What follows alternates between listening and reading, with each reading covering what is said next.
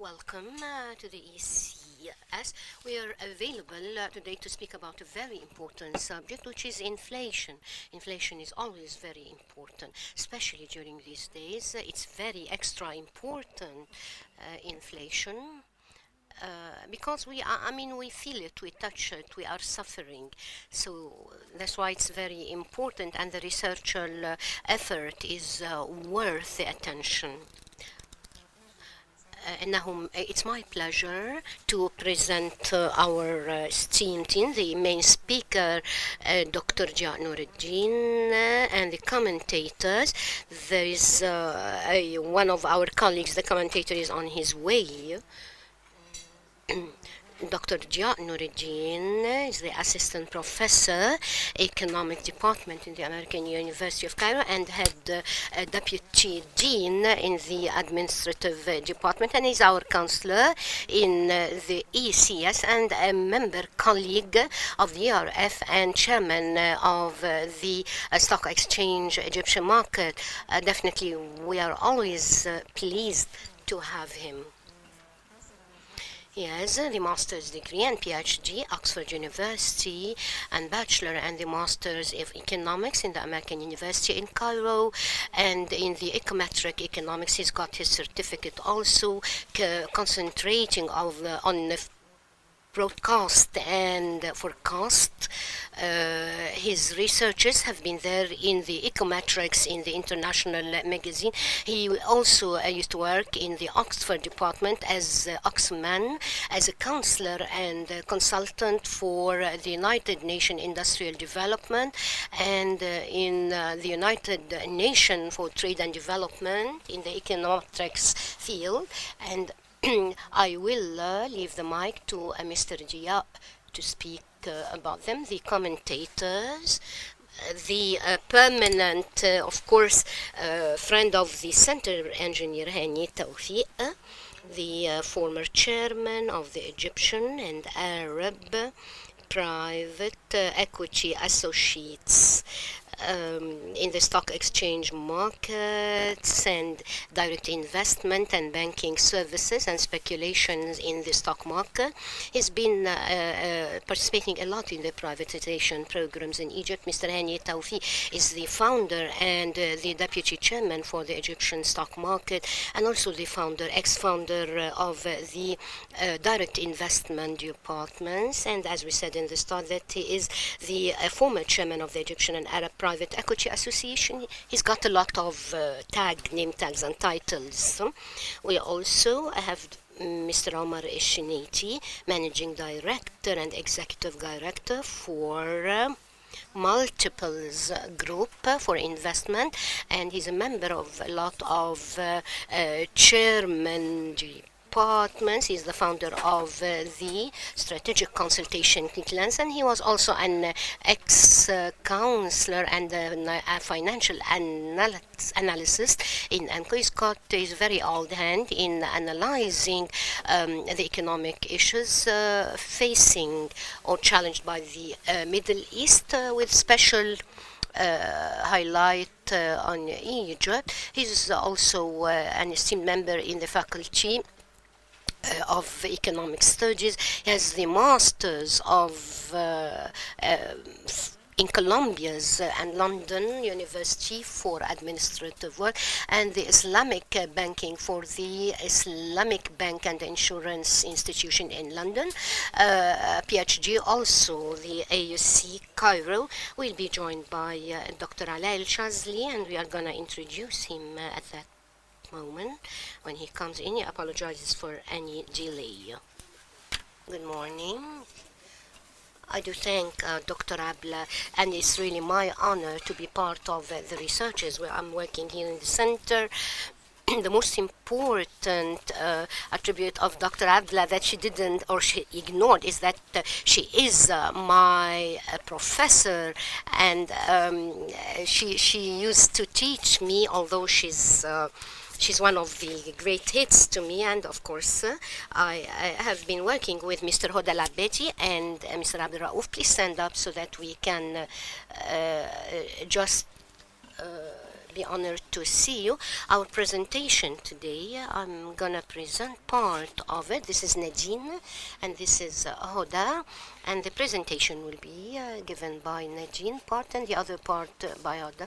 We're gonna speak about the developments of inflation in Egypt between structural determinants versus transitory shocks. The first slide is a motivational slide for our topic. We all know that inflation is a bad phenomenon, but let's remind ourselves about what are the shortfalls and the negatives of economic inflation. Of course, when we have inflation, when it's low and stable, this is very good in the long term concerning economic efficacy and development. But if we have a high rate of inflation, this will negatively affect savings in economics. It will also affect the investments in the productive activities, or it encourages speculative activities that is related to non-productive activity. The second thing is that when there is high inflation rate, it decreases the information signal of the prices. Prices at that time does not necessarily reflect scarcity of commodities or productive goods, and I'm gonna come back to this point later. The relative prices are very important because they are the main tool through which we reach the allocation of resources which are efficient in any economic system. My presentation will be in Arabic and there will be some English terminologies. There is a very important study that showed that inflation increased the cost of the financial intermediation, which is the work of the stock markets and the banks, which affects the financial developments, of course, of stock exchange markets and banks. When inflation is high, there is fluctuation concerning predictions of inflation rates in the future, and definitely this has very negative effects. The rate of inflation when in a certain country is high, where the economic or trade partners have a very or less inflation, this affects the exchange rates channel because it leads to some problems that put pressure on the balance of trade and interests. The last thing, of course, that we have a lot of influence on the stable and low-income people concerning inflation. For all the past reasons, the world witnessed a great moderation since mid-90s, and that was a transfer from the very high inflation rate in the 70s and 80s to less inflation rates, which are stable, that took place along all the globe, and Egypt is one of the countries, but we will see what happened after that, starting the 2000s. This slide, I show the improvements or the developments of inflation. As you can see that in the 70s, yes, there were a lot of fluctuations, and in the 80s also, it was very high, inconsistent with the changes, global great moderation that took place and was applied to Egypt. And from that point, we started to see an escalated trajectory with the fluctuation in inflation rates. The studying period is from 2000 to 2018 because at that time we do have the statistics. So let me zoom in concerning that from 2000 to 2018. You are gonna find that there are inflationary waves that took place, and the reasons of these waves fluctuates or comes from the change of the exchange prices, as you can see in the blue lines, or a change in the energy products, whether benzene or electricity, and you'll find it in the other green ones. And there were two transitional shocks during the flu influenza, this swallowing, and other diseases which affected the prices of nutrition at that time. And we find that there is an escalating trend of inflation. The objective of this research is we try to separate the determinants which are behind the structural determinants and the factors behind transitional shocks. Now we see a lot of waves, inflationary waves, because we are going to increase certain prices, but these waves do come in a escalating trend, and we have to know what are the trends in this escalating scheme. This is the objective of our paper. There are two important factors behind the rise of inflation trend. Number one is the increase of the relative price, and we call it the relative price variability, which increased a lot in the recent periods. We're going to come to that later. And also the excessive monetary increase. Excessive meanings more than what the economy needs to reach a good economic level. It's very important also that to show that these two variables are not the root causes of the problems. These two variables do reflect the real problems on the structural and institutional level, economics-wise or economy-wise. But why did I highlight these two variables? Because it's very hard for me to quantify the structural and institutional factors in Egypt from 2000 to 2018. That's why I had to take these two examples as proxy for the determinants behind this structural and transitory shocks. Dr. Abla and I were discussing that point. This is a study, so we can't stop here. No, we can't. We have to get back into the conclusion to come and find out the structural determinants and the transitional shocks that leads us to excessive price variability and monetary trends. So we are going to speak about theoretical background, and we'll see how Egypt is positioned compared to other countries. We are going to also see the historical developments in these two variables, and we are going to get into our model and the results. Now let me move to my colleague Nadine, and she will be able to better speak about the relative price variability referred to RPV, as we'll mention after. Good morning. I'm going to start that to just speak about what is the concept of the RPV, or the change of the relative price in economy. The RPV reflects the determinants of the relative prices, and this happens usually when there are different changes or variables in the different economic sectors and across the sectors or the commodity groups. And why are we so concerned to see all these changes and fluctuations and their effect of the RPV on the economy?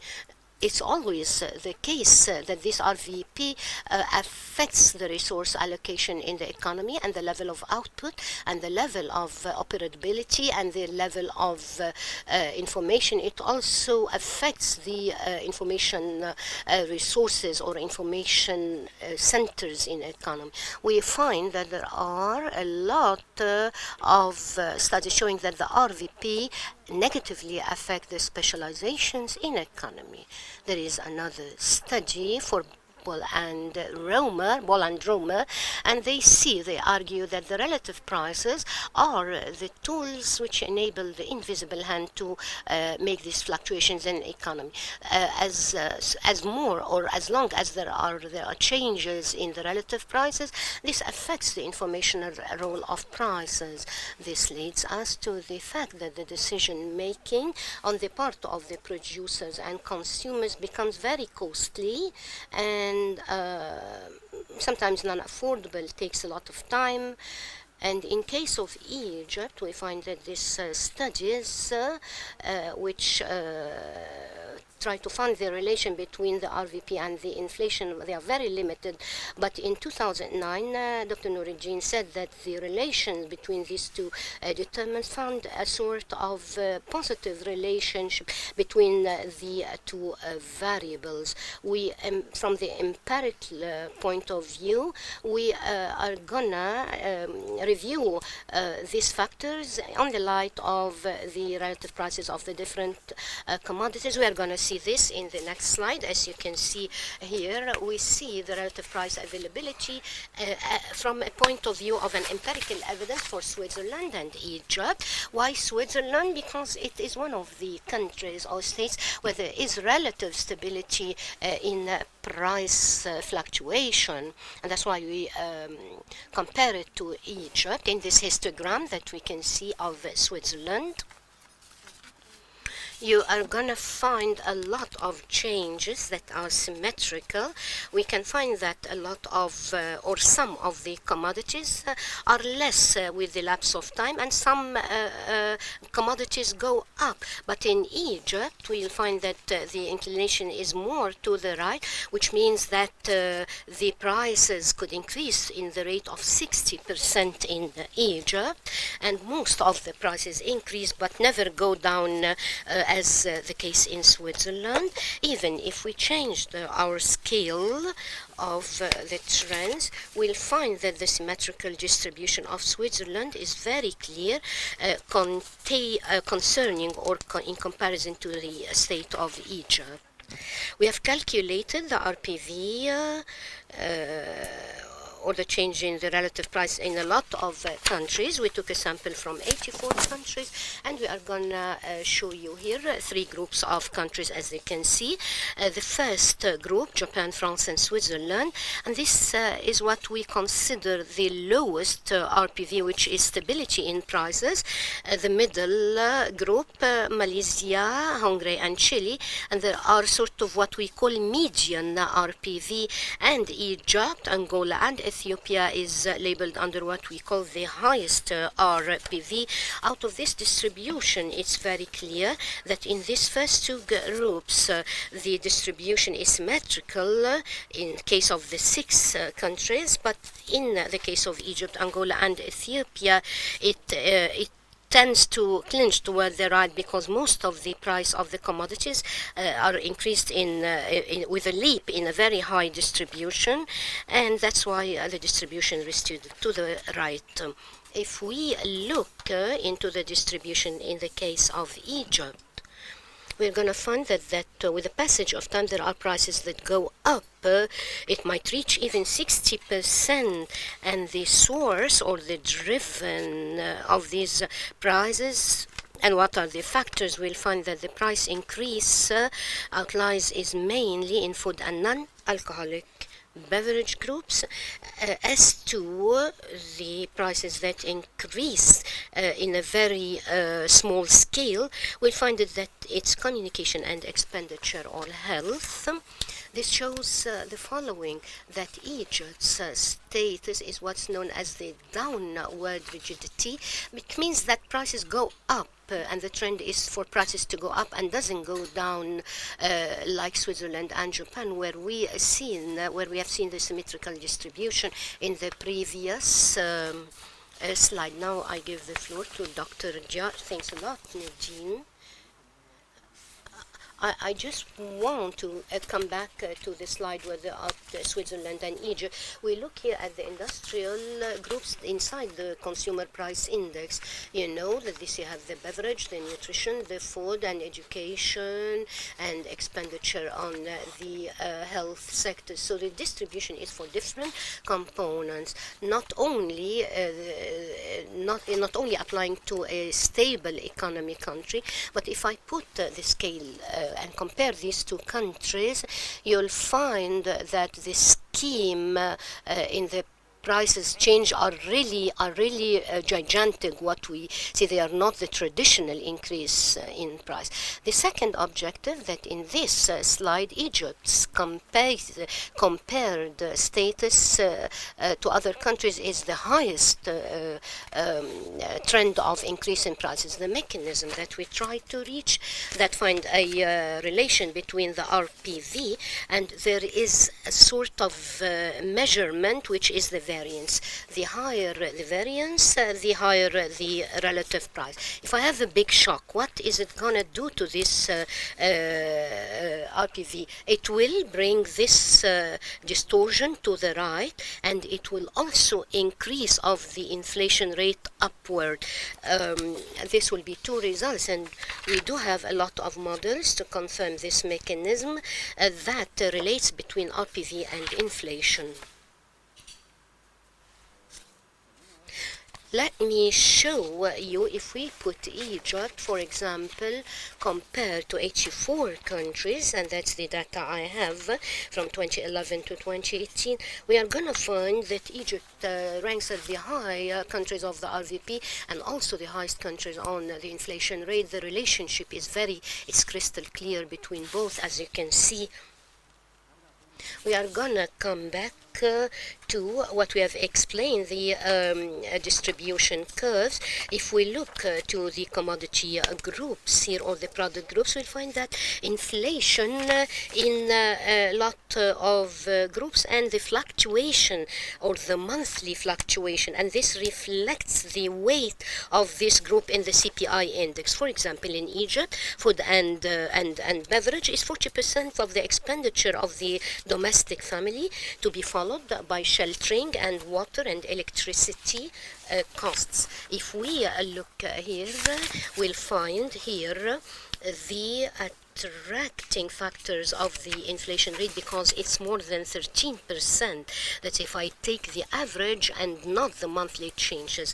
These were very much affected by fluctuations and did have a lot of changes. If I looked into comparative data, we'll find that the trends over time, we'll find that this is the rate of inflation, and this is the relative price variability that is measured 1 month after 1 month. This gray line can be read here on the slide, and these are the trend lines for each variable. If we look into, if we just remove the data and I looked into the lines, I'll find that there is strong relation with time, which increase, which really enjoyed a big increase in the recent period. What are the theoretical frameworks that makes this a sort of relationship between RPV and the inflation? The nominal rigidities in Egypt is liable to increase, not to decrease, and the pricing behaviors of the companies, where they are working in a very high inflated ratio, of course the pricing behavior adapt to the reality of the situation. The second important point in Egypt is that since the 60s in Egypt we have what we call administrative prices, and lately we start to liberalize these prices, but our approach to liberalization was not continuous. It was a piecemeal. So 20 years we are leaving the gas, and then 60% push and increase rates of whatever sort of commodity. We leave it stable for a long time and then make a strong push. At the very end, we discovered, of course, that that is not the best way to deal with economic transition. In Egypt, we are in an economic transition since 1974. This is a great part relying, of course, to the lack of sensible intervention, because the prices that we see are not reflecting the real value of these services. Countries which passed through a transition had a lot of increase rate and RVP, but these countries then started to have a free market prices after this stage. And now we are going to move to another variable which is very important, which is the excessive monetary There is a consensus in macroeconomy that money is neutral on the long run, meaning that I can create some employment with more cash, but on the long run, I might lose some of them. So there might be some short-term gains from the surprise monetary growth, but on the long term, it's a loss. The link between both, based on the work that Fisher did, he said that inflation is always and everywhere a monetary phenomenon, and he is a Nobel Prize laureate. It is hard to find this steady rise without an accompanied rise in money supply. So this is based on the quantity theory of money. Let me show you Egypt's case from 2011 to 2017. We stopped here because this was the data that was available. You'll find Egypt here on the outliers. And you can find a positive correlation here.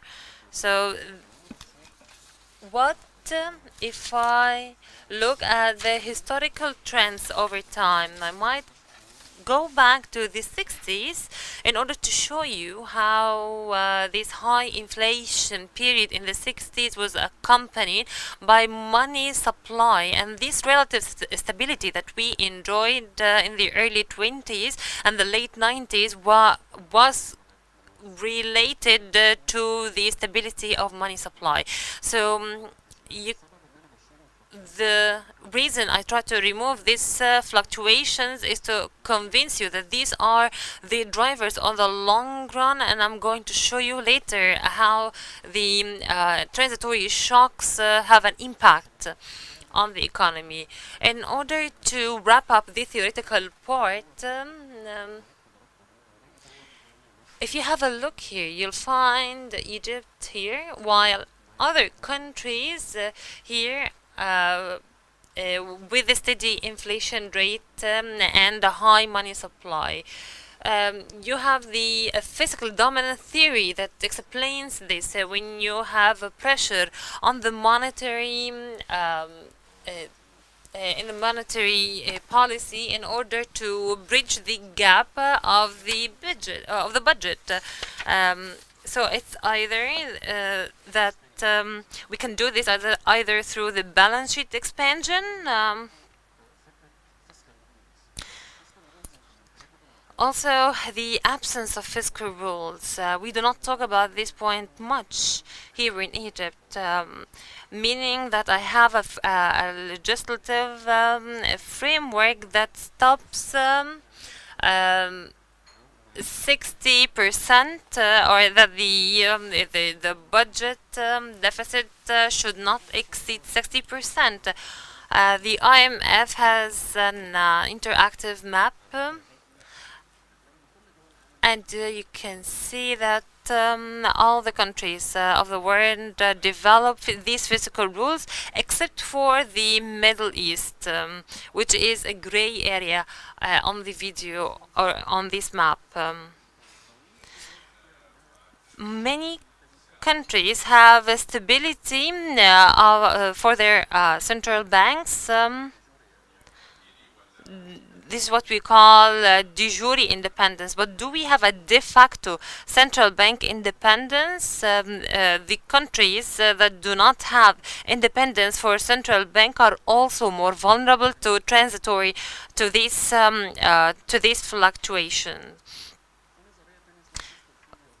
Another theory is the fiscal theory of the price, which is based on this last argument, which states that if I have a large debt with this price level, and this is the expected value of the surpluses. If I have these jumps without having any government vision of changing future policy to create a high surplus.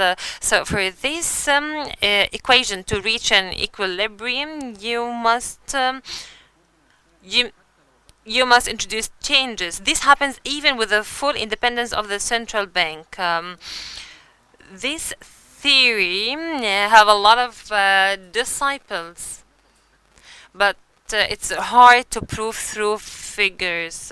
We do not have a lot of applied work.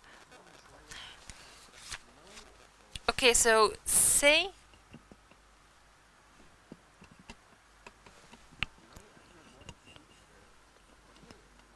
it's normal that any central bank or monetary institution with high inflation rate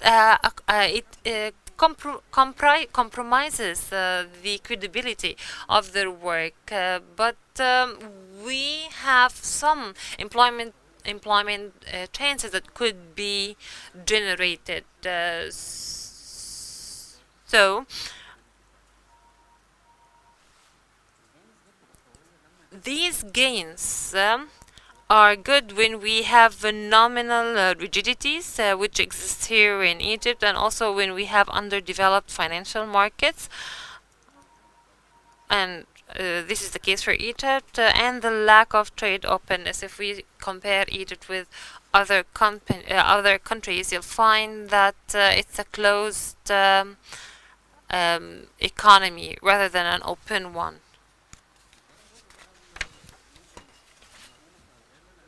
This part I can skim through very quickly because we used an auto-regressive distributed lag model. The variable is the inflation, and we're going to have a look at the different the RPV measures and the monetary growth, and also going to include the exchange rate development, because it was part of the transitory shocks and the energy product prices and the food prices. The point here is to see with these two variables and other variables how we can achieve this model. These are not very important information, but let me stop at the estimates of the model. We have certain criteria for choosing the lags. This is the nominal exchange rate and the GDP. It's very important for me to see the coefficient that have a stars are very significant and are correct sign, which gives us a confidence in the results that are generated. These variables, if I go back to the equation and try to see the R squared, you find that it's 87%. So historically, I've been able to capture these variable over time. Also in economy, we wonder whether we have a co-integration between the variables and in co-integration we have a long run parameters. Again, we'll find a role for RPV and excessive monetary growth. Also, the nominal exchange rate does not have any impact on a long term. It's only transitory effect. It has a re-wave and then it stops.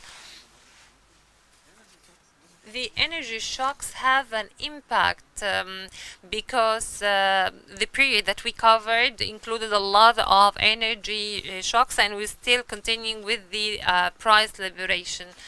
there is also another balanced relations between these variables, and the coefficient of adjustment is really low, which means that should any shock happen with this balanced relation, it takes a very long time for the inflation to rebound.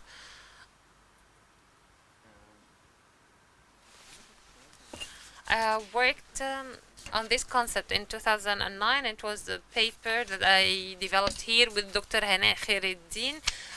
May she rest in peace. And maybe some of the conclusion that we can get from the model is to see a model from the inflation uncertainty. Do we have a high uncertainty level with this inflation, and we can get from the residual of the model. So from 2000 until 2018 there is an upward trend of uncertainty. It's not a surprise because from 2000 we moved from the low inflation regime to a high inflation regime in 2018, so it's very normal to have high levels of uncertainties. This is the historical fit of the residuals, and as I mentioned, that the model passes the normal diagnostic shocks, such as the stability of the parameters.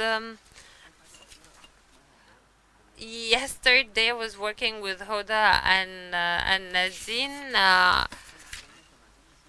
We wanted to look at the robustness checks, or the predictive ability. What if I remove the RPV or the monetary growth? Is going to affect the predictability of the model from 2018 to 2010 to 2018. As you can see, these criteria show that the model that we developed leads to the least criteria for every category, whether it's mean absolute error. So there is no bias of the forecast, which gives us more confidence in the results that these variables in this model are very important. And should I compare it, when we have a predictive model, they are usually compared to AR1 or ARMA, which are easy. You'll find that this model is better. And because they do not have a lot of estimation uncertainties, so we have a higher or a better ability to predict. I hope that I was not very lengthy, but the main conclusion of this study is there is a large role for the for this monetary growth, or largely driving the trend. These are a manifestation of underlying structural and institutional rigidities that require the immediate attention of policy makers, particularly the CBE, and other institutional reforms are needed. These are the structural reforms that we have to focus on when it comes to this paper. But if I work on them without looking at the other reforms that we have been calling for from the same same pulpit, I believe that we need a comprehensive plan for price liberalization. We need to understand, am I moving towards a free market pricing, or am I going to mixing between the market prices and the administrative prices? Because this mix has a very strong impact on inflation itself. Perhaps the decision maker believe that these administrative prices help containing the inflation, but we're trying to say that it might in itself be a driver of the inflation, of the high inflation rate. part of this plan is asking the question, which is better? Is it better to, if I wanted to liberalize the old house rents and the energy prices? In order to be able to price them, is it better to shrunk them with a 50 or 70% hike in prices, or to introduce adjustment in a piecemeal way, so that these prices converge after 10 or 20 years. I think this requires another study. We came across one study from 1984, which shows you how the different countries in the world moved forward.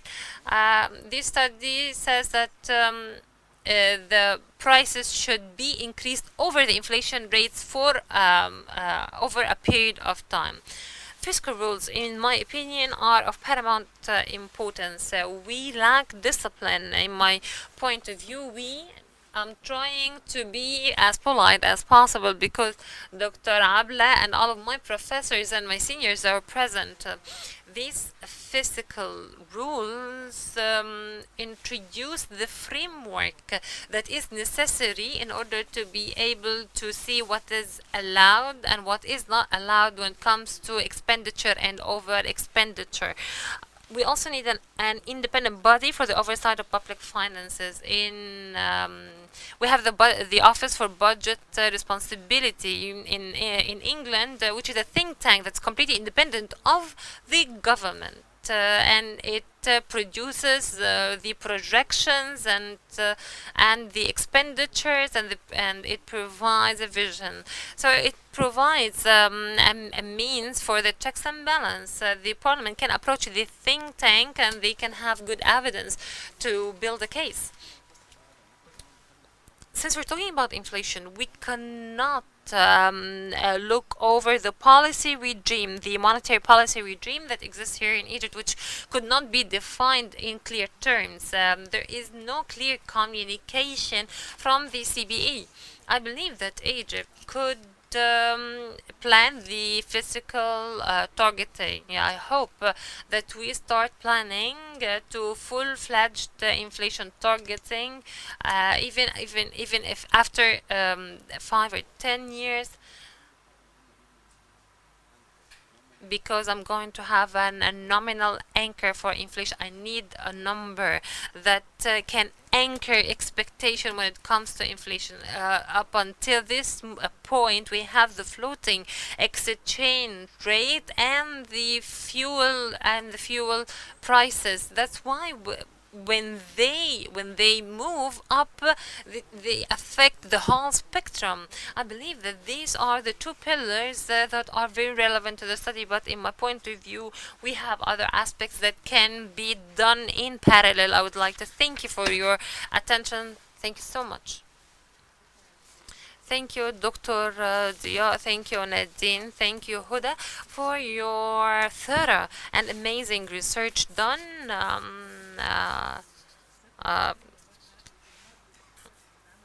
Because we are very careful with the modeling here at the center, because it should be taken seriously. It should be very accurate and precise as much as possible. We're not only creating models for the sake of it, we know how to produce them. And Milton Friedman did not even pay attention to the RPV, which makes us very proud of our work. The conclusions are very solid. The exchange rate have a transitory effect and not the reason for the long trend of inflation, which is another important. There is an upward trend of uncertainty. The administrative pricing, which we introduce and which we believe is the solution, is further complicating the problem.